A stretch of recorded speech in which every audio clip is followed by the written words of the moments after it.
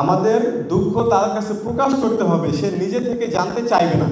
সেই সরকার আমরা আগামীর বাংলাদেশে আমরা এরকম লিডার বা এরকম নেতা আমরা চাই না। আমার সামনে অনেককেই খুব কাছ থেকে নির্মমভাবে গুলি করে হত্যা করা হয়েছে এবং একটি পুলিশ বন্দুকের নল ঠেকিয়ে আমার ডান হাতে গুলি করার সাথে সাথেই হাড্ডি ভেঙে এটা পড়ে গেছে। আমরা আজকে এই অধিকারের জন্য, জুলুম থেকে বাঁচার জন্য, জনগণের অধিকার ফিরিয়ে দেওয়ার জন্য, ভোটের অধিকার দেওয়ার জন্য, আমরা সুন্দর একটি দেশ বাস্তবায়ন করার জন্য যেভাবে আমরা নিজেদের জীবনকে, নিজেদের পরিবারকে এক আত্মত্যাগের মাধ্যমে আমরা এই আন্দোলন বাস্তবায়ন করে এক নতুন ইতিহাস রচনা করতে পেরেছি। এখন আমাদের উদ্দেশ্য একটাই হবে যে আমরা ভবিষ্যতে এমন কোনো নেতা বসাবো না বা এমন কোনো লিডার আমরা বসাবো না যে লিডার জনগণের দুঃখ বুঝবে না। আমাদের দুঃখ তার কাছে প্রকাশ করতে হবে, সে নিজে থেকে জানতে চাইবে না। সেই সরকার আমরা আগামীর বাংলাদেশে আমরা এরকম লিডার বা এরকম নেতা আমরা চাই না। আমাদের একটা কথা বলা হয় কি যে নেতা নয় নীতির পরিবর্তন চাই।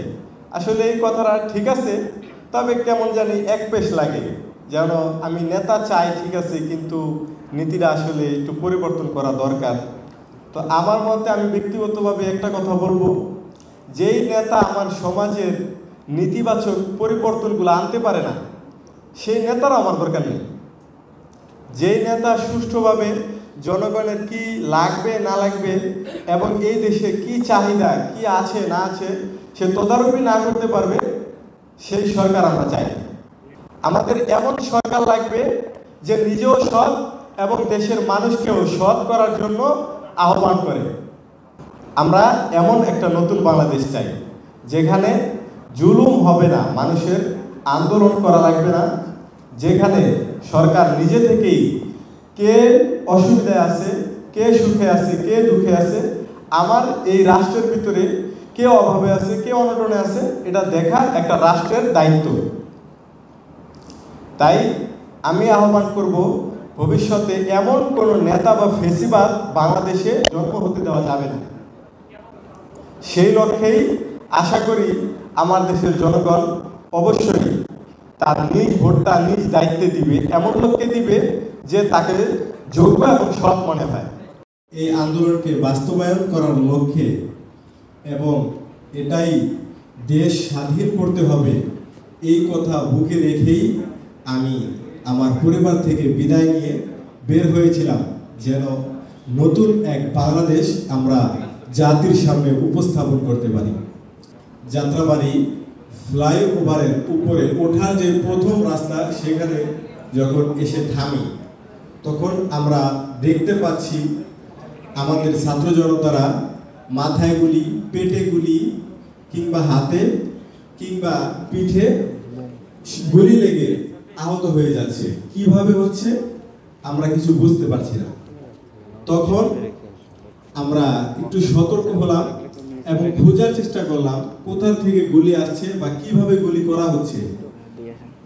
তো তখন আমরা কিছু ছাত্র জনতা আলাদা হয়ে আমরা লক্ষ্য করতে থাকি যে এই গুলি কোথা থেকে চালানো হচ্ছে। তখন আমরা দুইজন পুলিশ দেখতে পারি যারা এক উপর ছাদে তাদের স্নাইপার তাক করে তারা টার্গেট ফিল করছে।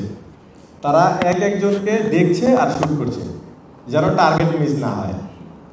তো তখন আমরা আরও একটু সতর্ক হয়ে আমরা আরও ছাত্রদেরকে এনে, এবং অনেক মানুষই ছিল 5ই আগস্টের দিন, এবং আন্দোলনের এক পর্যায়ে আন্দোলন চলতে চলতে আমি এবং আমাদের সহযোদ্ধারা যাত্রাবাড়ি থানার মেইন গেটে যাই। আপনারা হয়তো সোশ্যাল মিডিয়ায় একটা ভিডিও দেখবেন, ভিডিওতে দেখানো হচ্ছিল যাত্রাবাড়ির সেই নির্মম অবস্থা।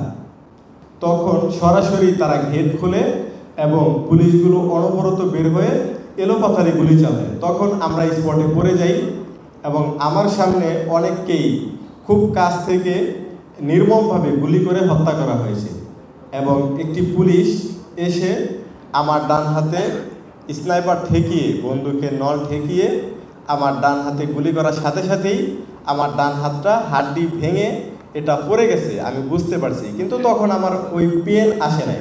সঙ্গ অনুপাতে একেবারে অ্যাটাচ করা আর কি রাস্তার সাথে, ওইখানেই ছিলাম, আমি উপরে ছিলাম। তো উনি গুলি করে চলে যাওয়ার পরে আরেকজন পুলিশ পিছন থেকে আপনাদের শর্টগান দিয়ে ছড়াগুলি মারে, যেটা রাবার গুলি বলি আমরা।